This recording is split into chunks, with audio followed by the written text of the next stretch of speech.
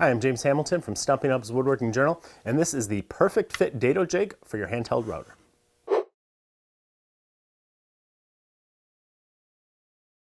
In the March issue of Stumpy Nubs Woodworking Journal, I showed you 2 clever homemade edge guides for your router.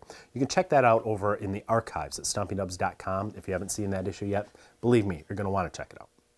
Anyway, I promised one more, and this is it. It's a fully adjustable guide made specifically for cutting accurate dados with a router.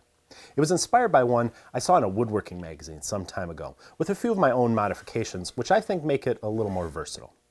It's designed to custom cut dados of any width, even if you don't have a router bit that matches. Let's talk about how it's built, and then I'll show you how to use it. I made the jig 32 inches long so that it can accommodate workpieces for cabinets and most casework. Along the 2 sides, I cut rabbets to fit some 1/4-inch MDF panels. These panels are half the width of your router base, plus the width of the rabbet that they fit into. You may notice a cutout along one of these long sides. Don't worry about that, that's just for looks. You'll see what these slots are here in a minute, but the side without the slots is glued onto the 2 end pieces.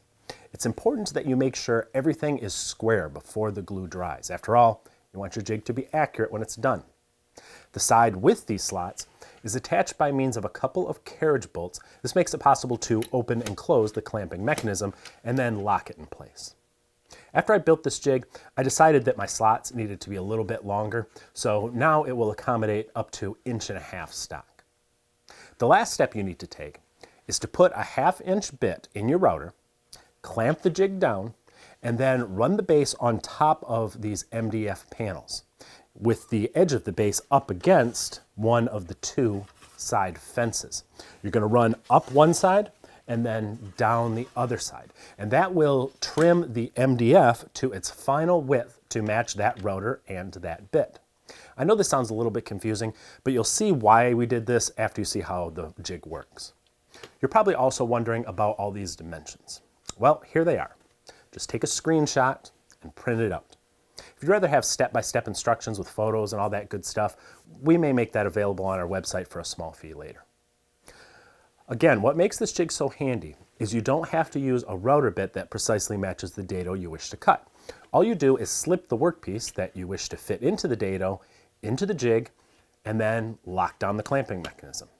In fact, I think you should also add a piece of paper or maybe a strip of tape in there too, just to give you a little extra room for glue, because this jig is going to cut the dado exactly as wide as that gap is in the center. So once you get it set, you can use the gap to align your dado right on your workpiece wherever you want it. Then clamp the jig down. And now, as with any edge guide, you're going to move the router from left to right across its top. So you place your router base on the jig with one of the edges against one of these 2 fences, and then you route following that fence all the way across the workpiece. When you get to the end, you're going to turn your router to face the other fence, and you're going to route up the other side of the guide, making your cut in the opposite direction, widening the dado, and you're done. The big benefit of this jig is you can use one router bit to cut any size dado, but only as long as it's larger than the bit. You obviously can't cut a 1/4 inch dado with a 1/2 inch bit. That's just crazy. So the downside of this jig is that you always have to use the same bit every time. That same bit that you used to trim those MDF panels in the last step of the build process. If you try to use a larger bit, it's going to cut into these MDF panels, spoiling the jig. And if you use a smaller bit, it won't cut the dado as wide as the gap you set. So for this reason, I built my jig to use a special plywood bit. I used a 1/2 inch one, but it's really 1/2 inch-ish, because as you know, a lot of the plywood you get in the box stores, it's imported and it's actually slightly less than a 1/2 inch. So by using a special plywood bit instead of a full 1/2 inch bit, now I can use this jig to cut accurate dados for that undersized plywood and anything larger, including true 1/2 inch, all the way up to 1.5 inches. I'll put a link to those special plywood bits in the notes below the video. If you work with plywood and you don't have them, you really should get them, either whether or not you use this jig. Well, that's the third router edge guide that we use over at the Homemade Workshop. Check out the notes below this video for links to videos for the other 2 jigs. They're definitely worth checking out.